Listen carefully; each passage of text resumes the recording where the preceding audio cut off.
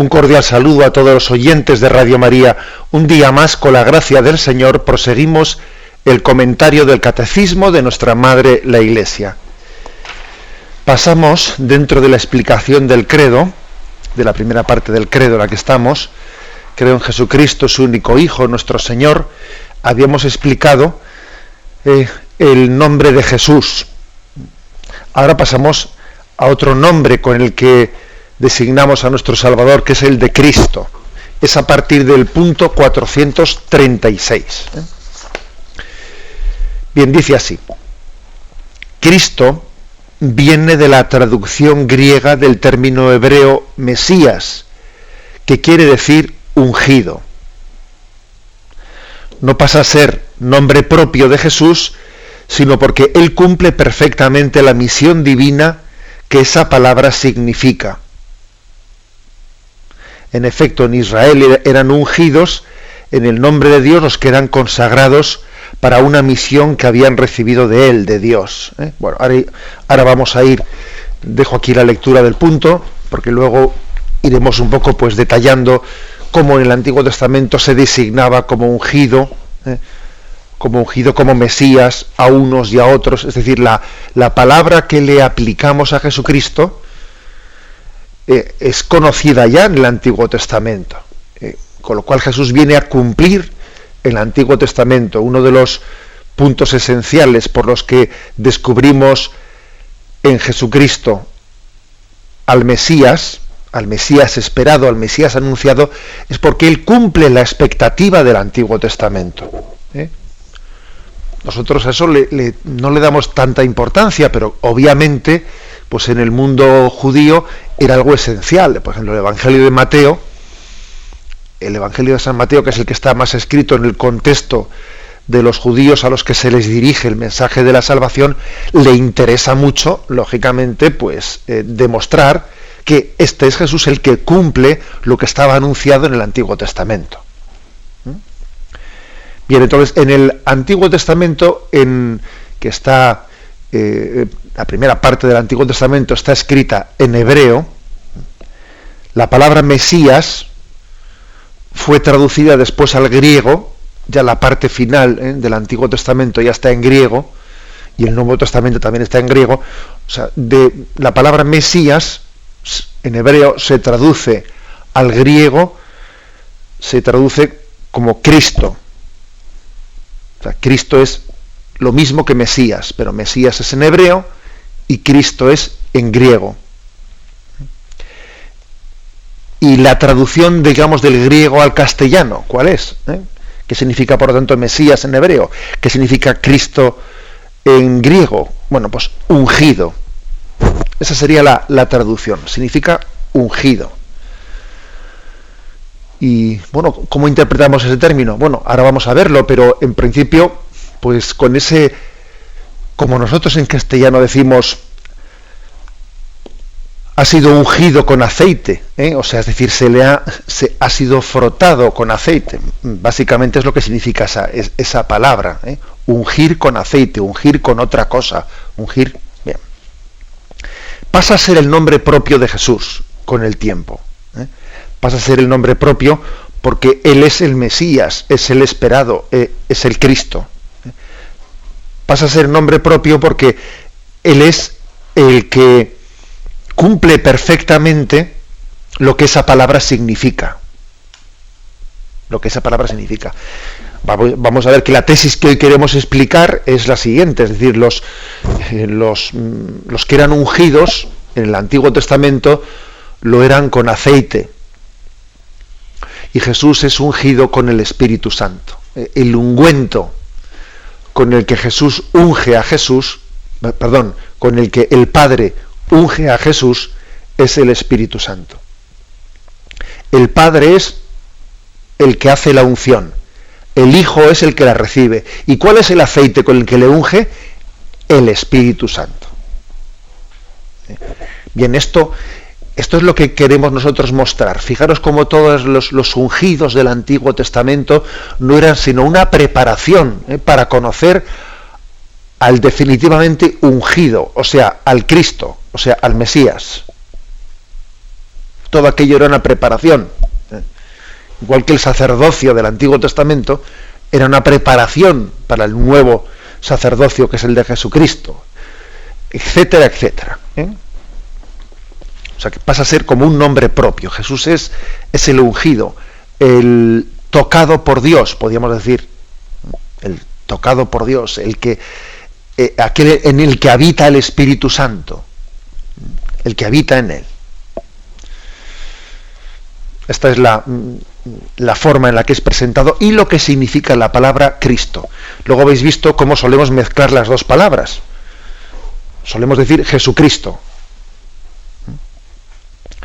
La palabra Jesús designa, si queréis, ¿no? Pues digamos, la palabra Jesús se refiere más al hombre, al nombre, pues que José y María ponen a Jesús. Claro, y he repetido la propia palabra, he repetido la pregunta y la respuesta, pero bueno, la palabra Jesús se refiere al nombre propio con el que María y José, inspirados por Dios, decidieron llamarle a su hijo. Es como, digamos, el nombre, entre comillas, humano, digo entre comillas, porque la palabra Jesús significa Dios salva, Dios salva, pero es Jesús de Nazaret. Y la palabra Cristo, obviamente con ella, no es una palabra que utilizase José y María para llamarle a su hijo. No, ellos le llamaban Jesús, ¿no? La palabra Cristo es la palabra con la que ya los discípulos de Jesús comienzan a llamarle a su maestro, porque ya llamarle a él, llamarle Cristo, supone haber hecho una reflexión de decir, es que todo lo que estaba anunciado en el Antiguo Testamento se ha cumplido en él. Y fijaros que finalmente a nosotros se nos llama cristianos, o sea, la palabra cristianos viene de Cristo, viene de Mesías, viene de ungido. Bueno, bien, pues digo que al final se mezclan las dos palabras. Jesús, que es el nombre con el que María y José llamaron a su hijo, y la palabra Cristo, que es como una palabra de cumplimiento del Antiguo Testamento, porque Israel esperaba al Mesías, esperaba al Cristo. Bueno, y lo reconocemos en este Jesús. Bueno, por eso mezclamos las dos palabras y decimos Jesucristo. Bien, pero en primer lugar hacemos un pequeño repaso en el Antiguo Testamento de cómo eran los ungidos, cómo eran los ungidos en el Antiguo Testamento. Bien, en efecto, en Israel, dice el punto 436 que sigo leyendo del Catecismo, en Israel eran ungidos en el nombre de Dios los que eran consagrados para una misión que habían recibido de él. O sea, Dios daba una misión, pero no te dejo solo en esa misión. Yo te voy a dar la fuerza, voy a estar contigo, te voy a consagrar para que esa misión la puedas llevar a efecto. Te pido que seas rey, te pido que seas sacerdote, te pido que seas profeta, pero yo te voy a consagrar para ello, yo te voy a capacitar para ello. Es como si se dijese, ¿no?, lo que dice San Agustín: Dios capacita a sus elegidos. Dios capacita a sus elegidos y les consagra, les unge, les da esa fuerza del Espíritu. Que, por cierto, esto es importante porque también en nuestra vida, ¿no?, detrás de este ungir para poder enviar, te unjo para darte una misión, hay una conciencia de que Dios da su gracia. Dios da su gracia. Y esto nos tiene que llenar de confianza. Porque, por ejemplo, imagínate a alguien que dice: yo, fíjate, me voy a casar y pues la verdad es que me veo ante la responsabilidad que supone el matrimonio, pues me veo verde. Que es que yo veo... Bueno, pero también claro que hay que luchar por madurarse y prepararse bien, pero también hay que confiar en la gracia de Estado, es decir, que Dios, cuando te da el sacramento del matrimonio, te está ungiendo, te está dando su espíritu. O cuando uno se ordena sacerdote, claro que tiene que prepararse bien y tiene todos los años del seminario y toda la madurez, la lucha por la madurez humana y espiritual será poca, ¿no? Sí, pero también tiene que confiar en que va a recibir la gracia del Espíritu en el sacramento del orden sacerdotal y que tendrá una gracia de estado. También en eso, una cosa no quita la otra, ¿eh? El que uno tenga que prepararse humanamente no quita que también tiene que confiar y esperar en la gracia de ser ungido. Entonces, cuando Dios daba, pues elegía a alguien, ¿no? Yahvé elegía a alguien para, pues por ejemplo, para ser rey de Israel. Hombre, también miraría sus cualidades humanas, pero aparte de eso le ungía, es decir, le daba la fuerza del Espíritu para serlo. Por ejemplo, en el caso de los reyes, y aquí vienen algunos textos. Primera del libro Samuel, primera Samuel, capítulo 9, versículo 16, dice, habla Yahvé, ¿no? Y le dice a Samuel: mañana a esta misma hora te enviaré un hombre de la tierra de Benjamín.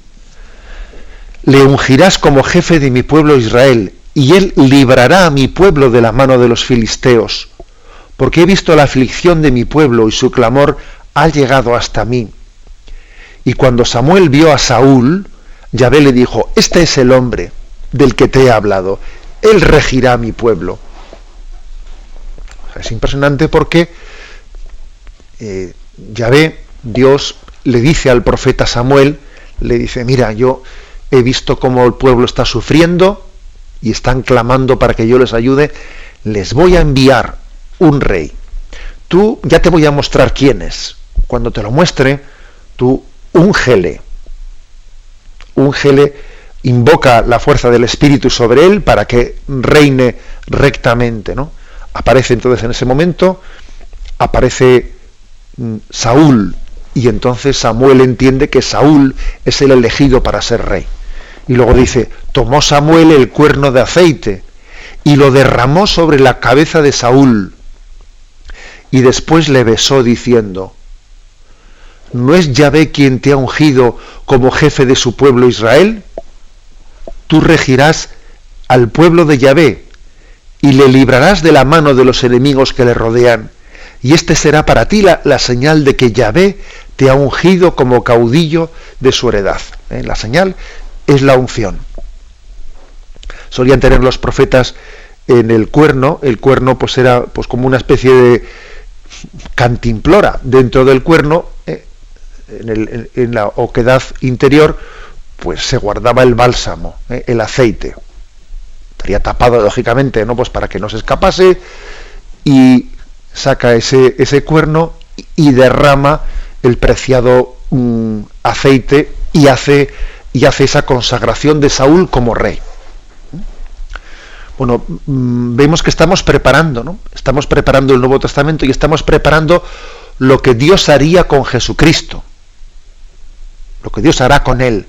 Ya habéis visto que yo antes he dicho desde el principio, descubriendo un poco, pues digamos, la resolución final de lo que aquí se quiere explicar, que es que finalmente el Padre ungirá a su Hijo Jesús con el aceite del Espíritu Santo, que será el que le unja, el que le consagre definitivamente para su misión de Mesías.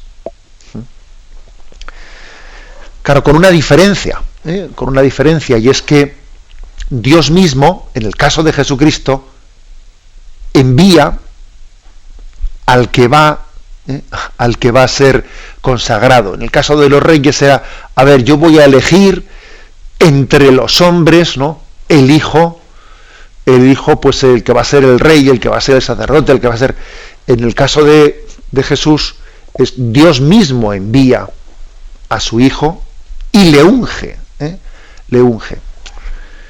Una pequeña explicación, vamos a ver. Es que Jesús, el Hijo de Dios hecho hombre, no estaba ungido ya, o sea, necesitaba ser ungido como el caso de los reyes, el caso de Saúl, el caso de David, pero es que Jesús, que había venido del Padre, ¿no estaba ya ungido? el Verbo eterno, ¿qué necesidad de unción tiene? Digo que esa pregunta se podría plantear. Y la respuesta es la siguiente, ¿no? Fijémonos que, claro, que la unción que se dirige a Jesucristo es una unción, claro, que está también ungiendo la humanidad de Jesucristo, porque obviamente la persona del Verbo, la segunda persona de la Santísima Trinidad, pues qué unción va a necesitar, qué añadidura de unción, que ya, pues que es eterna junto con el Padre y el Espíritu Santo, ¿no? Pero es que tengamos en cuenta que la persona del Verbo se ha unido, hipostáticamente se dice, ¿no? Se ha unido con la humanidad, con la condición humana, y entonces la unción recae sobre la persona de Jesús, obviamente, pero sobre esa persona que es divina, pero que también tiene la condición humana, y lo que hace es que la unción, lo que hace es que la condición humana de Jesús sea completamente ungida y puesta al servicio de la voluntad del Padre. O sea, es la humanidad de Jesús, ¿no?, la que es ungida. Bueno, este matiz, lo digo un poco pues para que uno entienda, bueno, ¿y por qué a Jesús se le unge? Es que él le faltaba algo que había que añadirle. Bueno, y además también tenemos que añadir otra cosa, es que también lógicamente hay una función pedagógica en el ungirle a Jesús, porque es también mostrarle al pueblo de Israel que este es el que estabais esperando. Es un signo visible, es un signo que visibiliza lo que en el interior de Jesús, el tesoro que se esconde en el interior de Jesús. Hacer un signo como el que, por ejemplo, se hace en el río Jordán, cuando Jesús va a ser bautizado, y dice: este es mi Hijo amado, escuchadle. Bueno, pues esa especie de unción que en ese momento tiene lugar es también una visibilización para que todos los que están allí vean, descubran, entiendan que ese es el ungido, ese es el Cristo, ese es el Mesías que estábamos esperando. Bien, pero como digo, en el caso de Jesús no se hace con aceite, sino que es el mismo Espíritu, porque estamos haciendo ya no un signo, sino que estamos descubriendo la realidad que todo lo anterior significaba. Todo era un signo de Cristo, el ungido. Bueno, estoy un poco mezclando el Antiguo Testamento y el Nuevo Testamento, pero digamos, en el Antiguo Testamento primero dice: se ungían los reyes, y se ha puesto el caso de Saúl, como Saúl fue ungido por Samuel. También se ungían, dice aquí, los sacerdotes. También los sacerdotes eran ungidos. Por ejemplo, Éxodo 29:7. Para consagrar a mi sacerdocio, has de proceder con ellos de esta manera: tomarás el óleo de la unción, lo derramarás sobre su cabeza y así los ungirás. Que en el Antiguo Testamento también a los sacerdotes se les hacía ese signo de unción. Por cierto, cuando nosotros somos ordenados sacerdotes por el sacramento del orden sacerdotal, se nos unge también con aceite. Se unge en nuestras manos. El obispo coge ese aceite y unge en nuestras manos. Y suele recordar en la oración que pronuncia cómo en el Antiguo Testamento eran ungidos los sacerdotes, pero sobre todo en la oración recuerda cómo Jesús es el sacerdote ungido por la fuerza del Espíritu. Por eso esos óleos, ese aceite con el que se ungen las manos de los sacerdotes, es un signo de la presencia del Espíritu Santo entre nosotros. Y el día que se consagran esos aceites, que se suelen consagrar en la misa crismal, bien sea el Jueves Santo, en la Semana Santa o los días anteriores, ese aceite con el que se va a ungir las manos del sacerdote, ese aceite es consagrado y el obispo suele soplar sopla, hay un rito precioso en el que sopla con su aliento ese aceite al que se le ha mezclado el crisma, se le ha mezclado el perfume y se llama el crisma. Sopla como signo de la presencia del Espíritu en ese aceite con el que se va a ungir. Bueno, pues fijaros cómo de ese signo del Antiguo Testamento queda esto, ¿no? En las ordenaciones sacerdotales, igual que esto que os he leído aquí del Éxodo, tomarás el óleo de la unción, lo derramarás y le ungirás. Bueno, pues queda ese signo, solo que nosotros el signo lo hemos cristificado, O sea, es el Espíritu el que a través de ese signo del aceite está ungiendo al sacerdote, al candidato al sacerdocio, para configurarlo con Cristo. Configurarlo con Cristo. Bien, sigo un poco más adelante. O sea que en el Antiguo Testamento se ungían a los reyes, se ungía a los sacerdotes, y dice también, y excepcionalmente a los profetas. También a los profetas excepcionalmente. La verdad es que uno lee el Antiguo Testamento y no aparece que todos los profetas fuesen ungidos, pero aún una vez sí. Por ejemplo, Primera Reyes, capítulo 19, versículo 16, y dice: Yahvé le dijo, anda, vuelve por tu camino hacia el desierto de Damasco, vete y unge a Yezael como rey de Harán, ungirás a Jehú, hijo de Nimsi, como rey de Israel, y a Eliseo lo ungirás como profeta en tu lugar. Es decir, que al profeta Elías, Dios le pide que además de ungir a unos reyes, también unja a Eliseo como profeta de aquel lugar. Es algo más excepcional, porque como os decía, en el Antiguo Testamento no aparece tanto que los profetas fuesen ungidos, pero sí también existe ese caso. Y entonces, claro, pues llega Jesucristo. ¿Y por qué nos estamos fijando ahora en que en el Antiguo Testamento los reyes eran ungidos, los sacerdotes eran ungidos y también los profetas excepcionalmente eran ungidos? ¿Por qué? Pues porque ahora a Cristo, a Jesús, le vamos a presentar como el rey ungido, como el sacerdote ungido, como el profeta ungido. Es decir, estamos llegando como a la culminación. Termina diciendo este punto: este debía ser, por excelencia, el caso del Mesías que Dios enviaría para instaurar definitivamente su reino. Bueno, pues esto se tenía que cumplir en el Mesías, en el que Dios enviase. Y aquí se nos dan dos textos. Leo el segundo. Hechos, capítulo 4, versículos del 26 y el 27. Se han presentado los reyes de la tierra y los magistrados se han aliado contra el Señor y contra su ungido. Porque verdaderamente en esta ciudad se han aliado Herodes y Poncio Pilato con las naciones y los pueblos de Israel contra el santo siervo Jesús, a quien has ungido. Bueno, habla por lo tanto de una manera bien clara de Jesús como el ungido. O sea, en él se está cumpliendo todo lo que en el Antiguo Testamento fue una expectación, una expectativa. Dice, fíjate cómo Herodes, como Poncio Pilato, se han aliado contra el ungido. Una alianza contra el elegido de Dios. El Mesías había de ser ungido por el Espíritu del Señor. Ya en el Antiguo Testamento se decía, tendrá que ser ungido, pero ojo, ungido por el Espíritu del Señor. Y fijaros lo que dice en Isaías 11:2.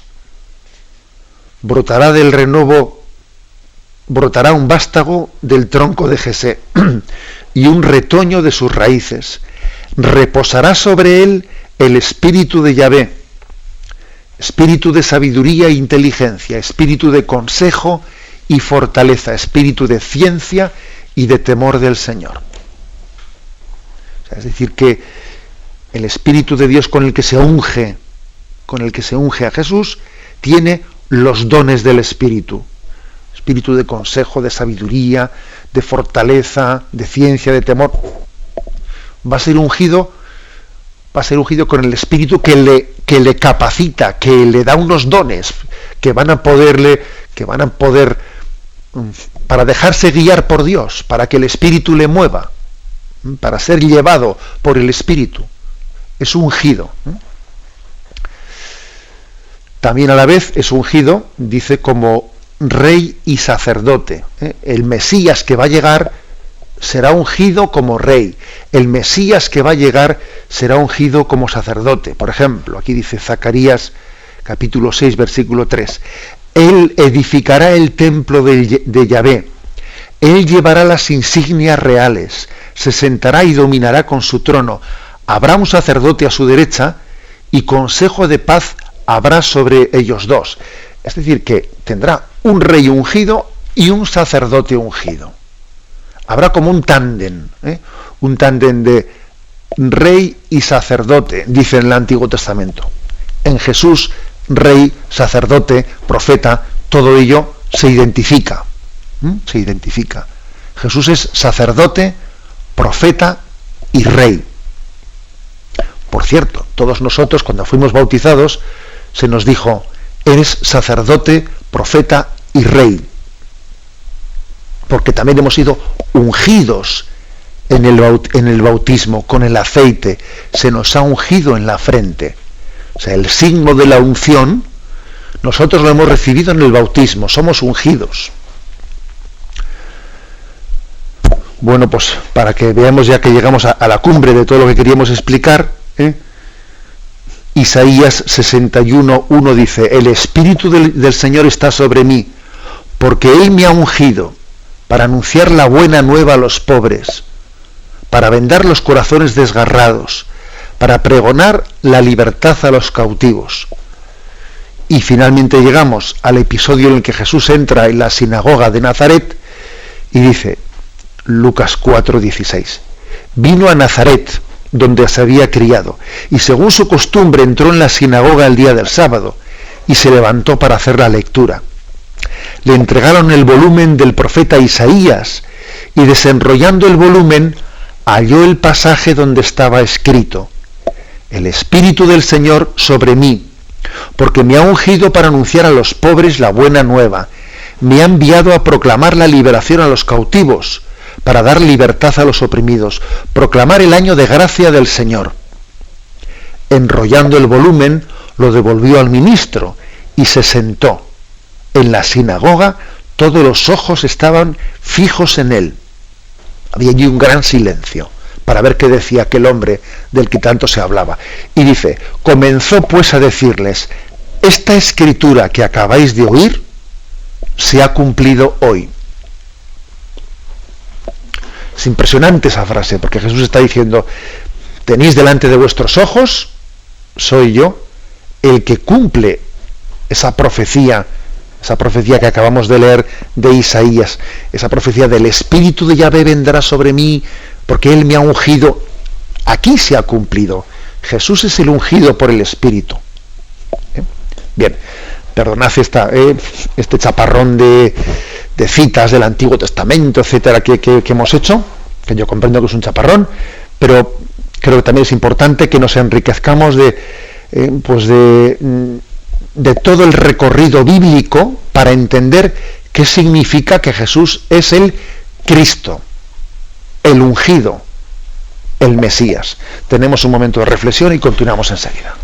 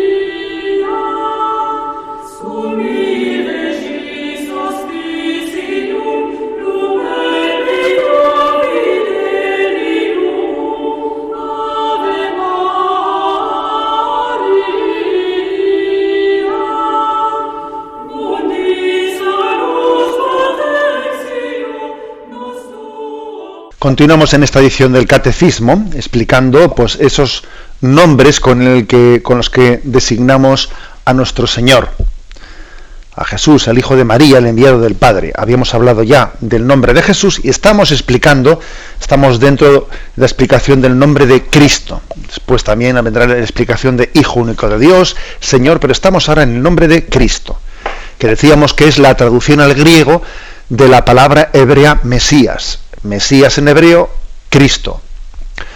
En griego, en castellano, en español, ungido. Punto 437. Pasamos a él. El ángel anunció a los pastores el nacimiento de Jesús como el del Mesías prometido a Israel. Os ha nacido hoy en la ciudad de David un Salvador, que es el Cristo Señor. Desde el principio, Él es a quien el Padre ha santificado y enviado al mundo, concebido como santo en el seno de la Virgen María. José fue llamado por Dios para tomar consigo a María, su esposa, encinta, del que fue engendrado en ella por el Espíritu Santo, para que Jesús, llamado Cristo, nazca de la esposa de José en la descendencia mesiánica de David. Bueno, aquí, después de haber hecho el recorrido que hemos hecho antes por el Antiguo Testamento para entender cómo en el Antiguo Testamento pues se ungían a los reyes, a los profetas, también a veces a los sacerdotes, también a veces a los profetas. Bueno, ahora aquí el Catecismo nos viene a decir, mira cómo en el Nuevo Testamento a Jesús se le presentó desde el primer momento, se le presentó pues como el Mesías, el esperado. Este es el que el Padre ha santificado, este es el que el Padre ha enviado al mundo como santo. Bueno, de nuevo vuelvo un poco también a las posibles dudas. A veces también algunos comentarios que hace un servidor, pues es intentando también ver posibles dudas que puedan generar lo que estamos explicando. Aquí cuando dice el Catecismo que este es el que el Padre ha santificado y enviado al mundo, lo ha concebido como santo. Entonces, claro, uno podría interpretar mal esto y dice, ¿qué pasa? ¿Que Jesús antes no fue santo y tuvo que ser santificado? O sea, ¿cómo se entiende eso? Porque claro, si nosotros confesamos que Jesús, antes de ser concebido en las entrañas de la Virgen María, Él era Dios eterno, en el seno de la Trinidad, ¿cómo se entiende eso de que ahora de que Jesús Dios Padre ha santificado a Jesús? ¿Cómo se entiende eso? ¿Es que antes no lo era o qué? Bueno, eso también está un poco esta explicación en la misma línea que he hablado anteriormente con respecto a la humanidad de Jesucristo. Es decir, Jesús, ese que nace en el seno de María, claro, es verdad que es eterno y es desde toda la eternidad como el Padre, pero es verdad que hay algo nuevo en él, algo que comienza a ser, que es su humanidad, porque antes de la encarnación, en la encarnación, el Verbo, el Hijo del Padre, la segunda persona de la Santísima Trinidad, no era hombre, todavía no se había hecho hombre, y por lo tanto, aquí hay algo nuevo. Es verdad que nace alguien que era desde siempre, sí, pero aunque era desde siempre, asume una naturaleza humana que pasa a formar parte también de la misma persona, ¿no? Asume una naturaleza humana y entonces Dios la santifica, santifica esa naturaleza humana asumida por Jesús, la santifica, la une totalmente pues al Verbo, al Hijo de Dios, haciéndolo, es una, no son dos personas, es una sola.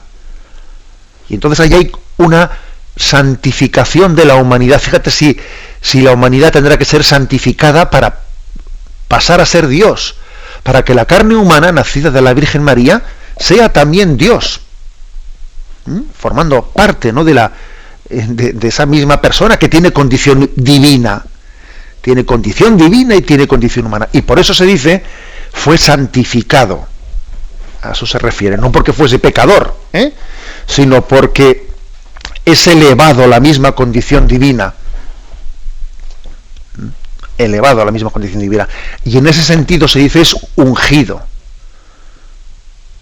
La humanidad de Jesús es ungida por el Espíritu Santo y entonces es unida, y se dice, ¿no?, en teología hay un término que es un misterio, ¿no? Bueno, un misterio que los teólogos se refieren a él para hablar de la unión tan perfecta entre la humanidad y la divinidad, y es la unión hipostática, se le llama. Bueno, una palabra un poco complicada, pero en el fondo lo que nos interesa más que la palabra es el gran misterio de cómo Dios santifica la humanidad y la une a la divinidad, ¿no? Y entonces dice, es ungido. Es ungido. Bueno. De acuerdo, este es por lo tanto, ¿no?, la forma en la que se nos presenta algunos textos. Tenemos el texto de, por ejemplo, Romanos 1:3. Dice antes, Pablo, siervo de Cristo Jesús, apóstol por vocación, escogido para el Evangelio de Dios, que había ya prometido por medio de sus profetas en las Escrituras, acerca de su Hijo, hijo del linaje de David, según la carne, constituido Hijo de Dios con poder, según el Espíritu de santidad, por su resurrección de entre los muertos, Jesucristo Señor nuestro. Aquí, por lo tanto, se habla de que como Jesús ha sido constituido Hijo de Dios con poder. ¿Qué pasa? ¿Que antes no lo era? Sí, claro que lo era, pero se está refiriendo a que Él ahora también en su humanidad recibe la misma condición de Hijo que antes tenía en su divinidad. Por eso se dice que ha sido constituido Hijo de Dios con poder. También se dice con poder a partir de la resurrección, porque antes de la resurrección Jesús tenía como escondida su divinidad, la tenía escondida, y Jesús pues vivía o aparentaba no, o sea, se presentaba ante los demás como uno de tantos, estaba como su divinidad escondida. Y dice, y finalmente por la resurrección ha sido constituido Hijo de Dios con poder, es decir, manifestando su divinidad. A partir de la resurrección, la humanidad de Jesús es como la transfiguración, ¿no? Como que transfigura al Dios que es, al Dios que está dentro. De acuerdo, hay el último texto, Apocalipsis 22:16, dice: Yo, Jesús, he enviado a mi ángel para daros testimonio de lo referente a las iglesias. Yo soy el retoño y el descendiente de David, el lucero radiante del alba. Bueno, aquí tenéis también una expresión del libro del Apocalipsis en el que se le presenta a Jesús como el retoño descendiente de David, que es ungido. David había sido ungido, sus descendientes son ungidos, y entonces a Jesús se le presenta como un retoño de David que es ungido por el Espíritu. Bien, todo esto significa la expresión ungido, pero ahora dejamos para el final lo mejor. Lo mejor es la explicación en Cristo, aunque ya la he hecho un poco al principio. Es el punto 438, que dice: la consagración mesiánica de Jesús manifiesta su misión divina. Por otra parte, esto es lo que significa su mismo nombre, porque en el nombre de Cristo está sobreentendido el que ha ungido, el que ha sido ungido y la misma unción con la que ha sido ungido. Perdón por el trabalenguas, que ahora lo explicaremos. El que ha ungido es el Padre. El que ha sido ungido es el Hijo, y lo ha sido en el Espíritu Santo, que es la unción. Su eterna consagración mesiánica fue revelada en el tiempo de su vida terrena, en el momento de su bautismo por Juan, cuando dijo: Dios le ha ungido con el Espíritu y con poder, para que él fuese manifestado a Israel como su Mesías. Sus obras y sus palabras le dieron a conocer como el Santo de Dios. Bueno, aquí hay una cita de San Irineo muy hermosa que la hemos leído, que os he dicho que parecía un trabalenguas, pero que es muy sencillo lo que está diciendo, y es que, mira, el que unge es el Padre, Dios Padre. El ungido es el Hijo, Dios Hijo. Y la unción misma es el Espíritu Santo, Dios Espíritu Santo. O sea, el Padre unge al Hijo con el don del Espíritu Santo. Esta es la cristología, digamos la cristología. Fijaros que para hablar de la ciencia teológica que habla del misterio de Jesús, le llamamos cristología, y hoy estamos explicando qué significa Cristo. Cristología es el misterio en el que descubrimos, explicamos cómo el Padre ha ungido a su Hijo Jesús con el ungüento del Espíritu Santo. Le ha ungido. Al tomar la condición humana, ha asumido a toda la humanidad, nos ha asumido. Ahora también la condición humana pasa a estar ungida, porque como Él ha tomado la condición humana y ha sido ungido por el Padre con el Espíritu Santo, también nosotros somos ungidos. O sea, nos toca a todos. Lo que ha acontecido en Jesús, hecho hombre, nos toca a todos. En la humanidad de Jesús, nacida de la Virgen María, tenemos un poquito de todos nosotros. Hay algo nuestro que ha sido ungido. Bueno, pues esta es casi la conclusión de toda la catequesis que hoy hemos querido hacer. Pues lo llamamos cristología. Y por eso nosotros tenemos que ser cristianos. Tenemos que ser otros ungidos. Tenemos que reproducir nosotros en nuestra vida a nuestro nivel, que obviamente pues tenemos una distancia pues infinita con Jesús, ¿no? Pero a nuestro nivel nosotros también reproducimos esa misma unción. Él fue ungido por el Padre, nosotros somos como los sarmientos unidos a la vid, también nosotros somos ungidos, participamos de esa misma unción que Cristo ha recibido del Padre. Participamos de esa misma unción. Y al final ha dicho que sus palabras y sus obras le dieron a conocer como el Santo de Dios. Bueno, ojalá también nosotros, ¿no?, nuestras palabras y nuestras obras trasluzcan que somos ungidos, que somos otros Cristos,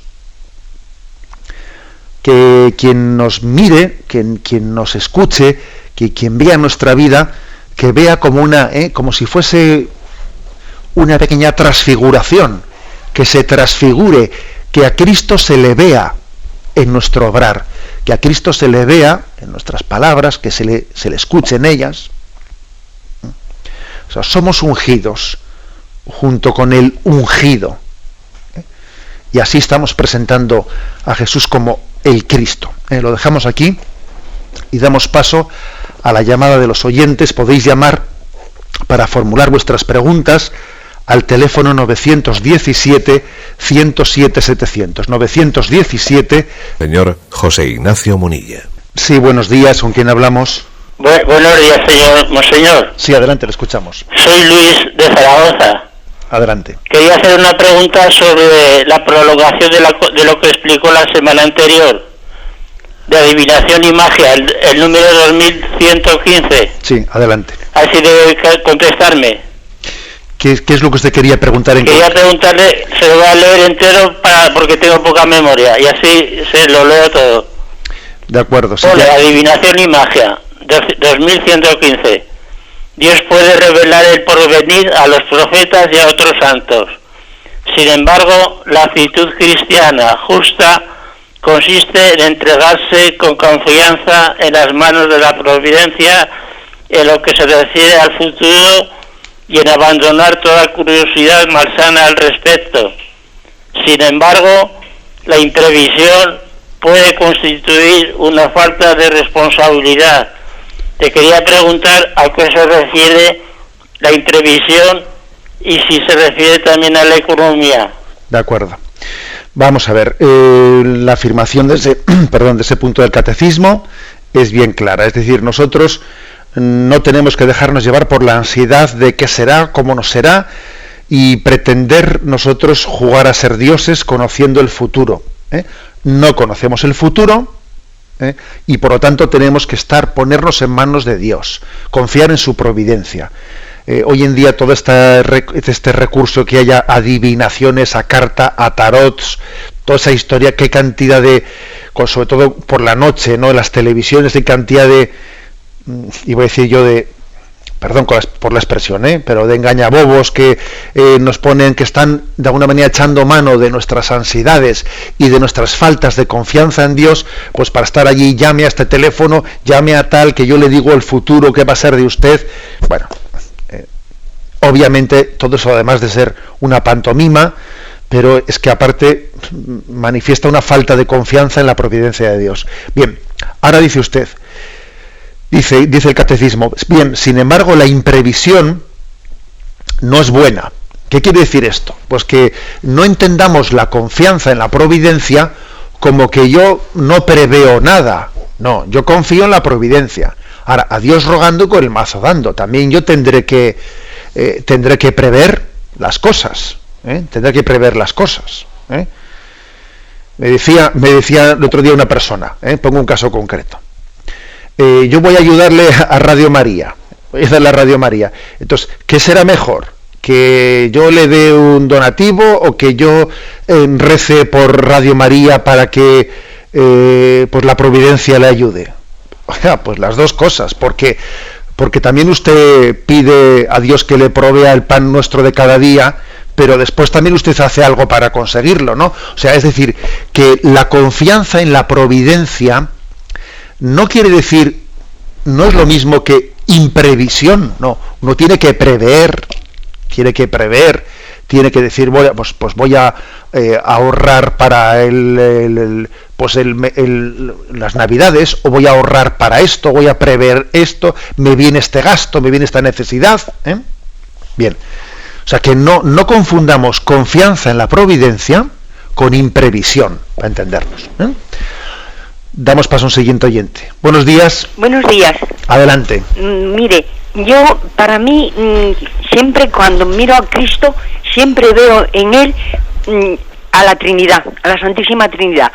Y quería preguntar si efectivamente en ese hombre que tiene los mismos nervios, los mismos músculos que nosotros, pero es Dios. Es Dios, es el Padre Eterno y es el Espíritu Santo. De acuerdo, vamos a ver. Me parece bien que utilice, ¿no?, la primera parte que ha dicho usted, de que yo en Cristo veo la Trinidad. Veo la Trinidad. Creo que está bien dicha esa expresión. Quizás lo último que ha dicho ya me suena un poquito peor. Eso de que ha dicho, bueno, Él es el Padre, Él es el Espíritu Santo. Bueno, vamos a ver. Sí es correcto lo primero, decir que en Cristo veo la Trinidad, porque Él es el ungido por el Padre y Él es el Espíritu Santo el que lo ha ungido. Luego, digamos que Cristo es como una ventana a través de la cual entras, y la Trinidad es inseparable. O sea, uno no puede ver nunca al Padre separado del Hijo o al Hijo separado del Espíritu Santo. No, la Trinidad, o sea, a Dios o le ves conjuntamente o es que no es el verdadero Dios. Luego, Cristo es esa humanidad que decía usted, carne de nuestra carne, sangre de nuestra sangre. Desde esa humanidad es la ventana por la que entramos en la Trinidad. Ahora, quizás lo último me ha sonado un poquito más fuerte cuando usted ha dicho la expresión de que Él es el Padre o Él es el Espíritu Santo. No, porque son tres personas. Son tres personas.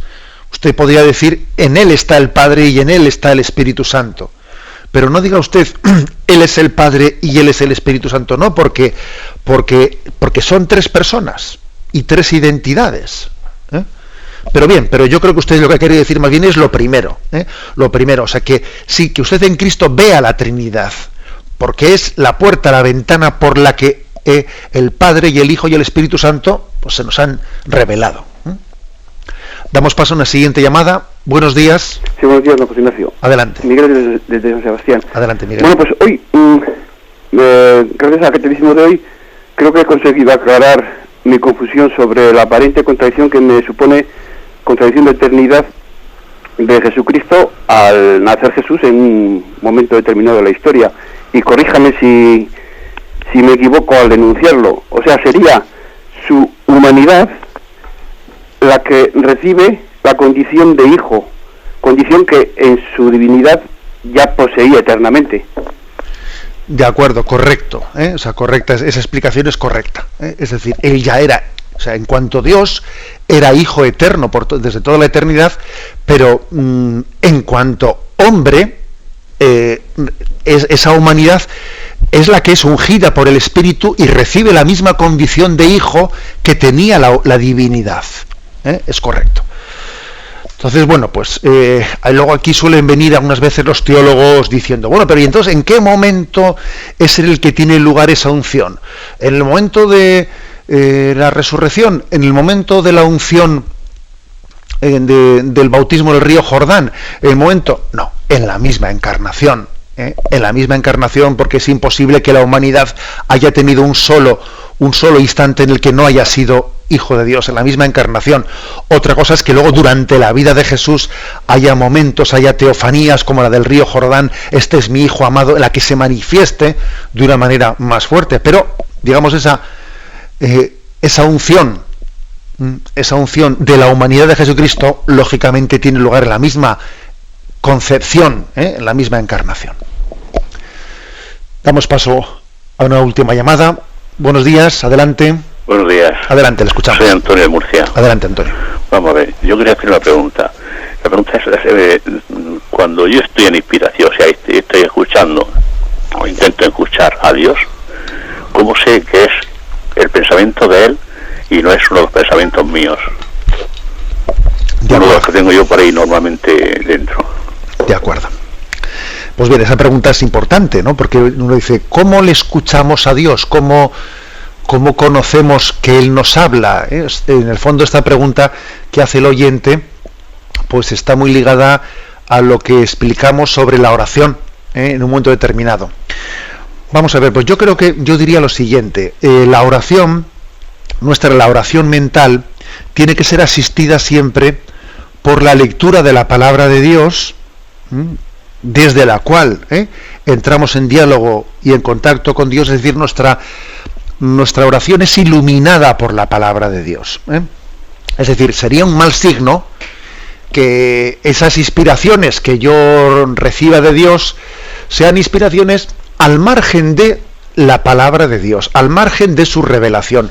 Mal asunto, porque parece como que yo mismo en mi interior, con mi imaginación, estoy yo mismo imaginando lo que Dios dice, lo que Dios tal, y eso tiene un peligro de subjetivismo, ¿no? Muy, muy grande. Creo que lo propio es que cuando yo medito, mi meditación se centra lo máximo posible en torno a la palabra de Dios. Y en esa palabra de Dios que yo he leído, he proclamado, en ella Dios me habla. Y el Espíritu Santo me ayuda a aplicarme personalmente esa palabra, aplicármela personalmente, etcétera. O sea que yo diría lo siguiente, para no correr ese riesgo de subjetivismo, de manipular dentro de nosotros, pues lo que Dios pueda estar diciéndonos, ¿no?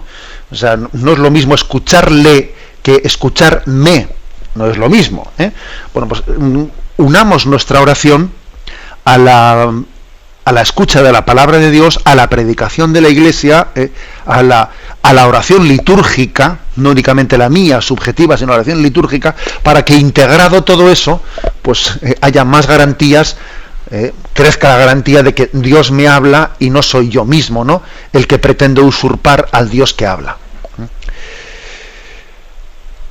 concluimos con la bendición, pidiendo que el Señor, que es dueño de nuestros corazones, nos acompañe a lo largo de toda la jornada. La bendición de Dios Todopoderoso, Padre, Hijo y Espíritu Santo, descienda sobre vosotros.